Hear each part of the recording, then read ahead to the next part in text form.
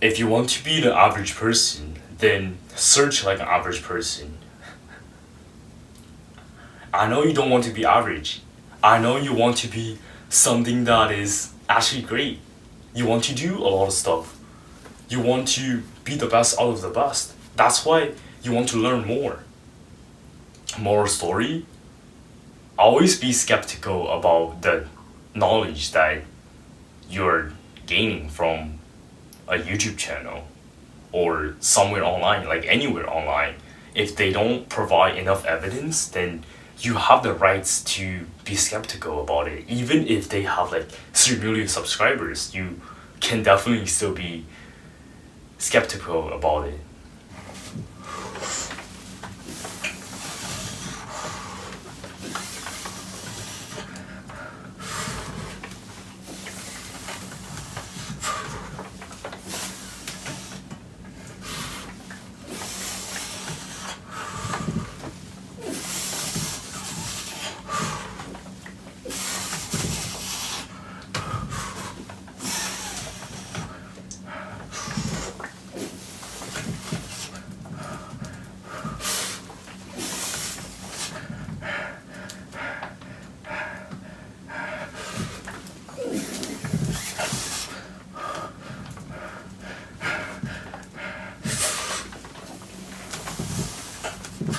Okay, that's 12. Okay, 12.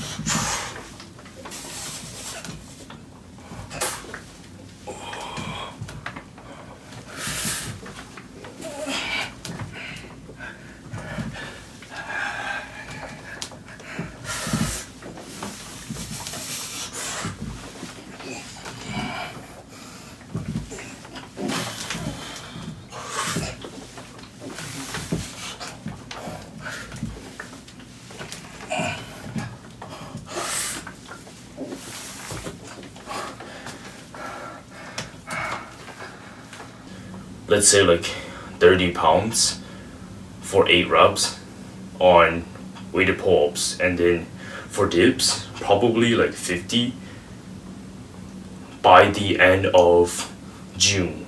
I'm not sure if I can make it. If I have the right routine, then and enough rest and everything else, I feel like I got it, because I talked to people before. As long as my diet is really good, I think I can make it. So my goal right now is train for strength and endurance. Hopefully, so now like instead of going for like 5 different exercises and end at 12 rep instead of ending at like other reps, instead of like trying to keeping track of so many different exercises, I'm gonna narrow it down to like 2 or 3 exercises per day, and then every single time I'm just gonna train like with my max performance, like 90% to failure or 100% to failure. And then I'm just gonna like, instead of the 2 minutes, 3 minute rest, I'm gonna like be like 5 minute rest.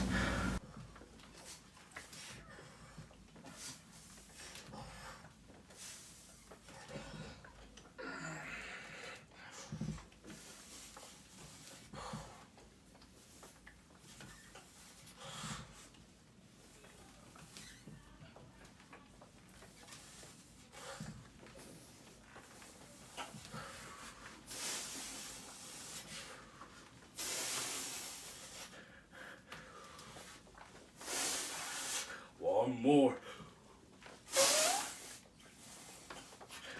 Okay. Maybe I can do one more. The mindset of don't give up, I can do one more, that really works in my head a lot. But then sometimes it's a cardio that got me to stop. Like, I just can't catch my breath. And then the next second, you know, like, even if you don't want to stop, your body's just gonna be like, oh, psych, you're gonna drop. It's kind of like running. If you don't have a good warm up, then let's say you're doing a mile run, right? 5 laps for a mile. At your third lap or your fourth lap, your body's gonna tell you to stop. Your body's gonna be like, oh my god, I can't do this no more. But then the reality is, if you push it through, you can make it, and you definitely won't get like any injury. It's just that the rest of your body haven't got the signal that like, oh, I'm ready. But then they are ready. It's just that your brain is thinking that they are not ready, but they are ready. So same thing happened to compound movements like dips. If you do a lot of reps, like 15, then numbers after that is gonna be cardio. It's like, oh, I can't do this no more, I can't do this no more. That's a voice in your head, but you can actually do it, so push it through. And it's not a mindset that can just appear like on the first day. If you don't have it, then train for it. It's very easy to train for it. If you just like be brutal to yourself, like you can do one more rep. You can do one more rep. You're here to get big, aren't you? Then do one more rep. If you can tell yourself that, then you can definitely squeeze one more rep. And I have a habit of when I'm like on my last rep, I just drop. I want to change the habit to like when I'm going up, I like pause a little bit and then like go down. That ways I can have more time to think about like, do I have more energy to do one more rep? And partial reps, especially for calisthenics, if you're doing weighted compound movements, partial reps at the failure level, it's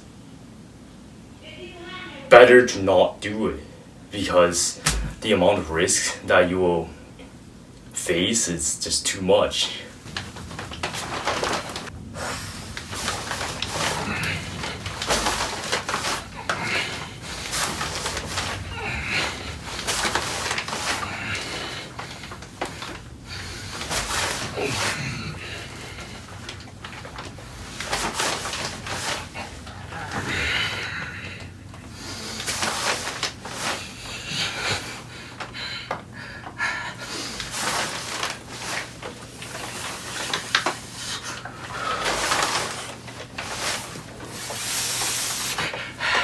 One more.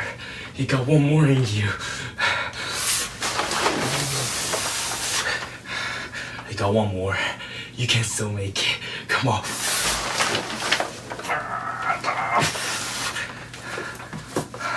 Yeah, my hip just can't align to my body, since it can align when I'm like at the top position, but in the moment I bend my elbows, my hip started to like get loose as well. So it might just be the way how my core works. I never thought of using my core to keep my hip shape, or it might just because it was too heavy for my hip to withstand. That's why it arched a little bit. Yeah, that might be it. Okay. Well, it is what it is. Like the professional calisthenics, they recommend you to focus on one thing at a time. Let's say like if you're focused on hypertrophy and strength, then you train for that. If you want to focus on isometric and skill, then instead of doing two things at once, you do like one mesocycles of this and one mesocycle of that. Basically, like you do 4 weeks of strength training and 4 weeks of isometric training. I understand what progressive overload is, but then I never actually focus or actually uses it to my best benefit. And now I finally realized oh, I could have got so much better, but then I didn't. In a very short term, progressive overload, because if you want to get more pull-ups as a beginner, it should be more on volume instead of more on intensity. Perhaps intensity doesn't need to be this low, it can be this high, but then volumes. Because for beginners, what's more important is not the amount of weight that you lift, it is the amount of practice you give, the amount of repetition you give. Because the more of those repetitions, the more your muscle is gonna get used to that movement. After they get used to the movement, after they learn the movement, that's when the repetitions can be faster and easier because they know how to do the movement. That's called newbie's gains. It's like, oh, I gained so much strength. But the fact is, you haven't actually gained a lot of muscle.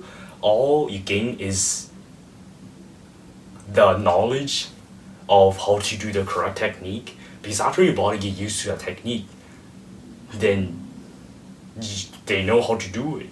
It's not like you gain a lot of muscle. It's that they know how to do it. If that makes sense.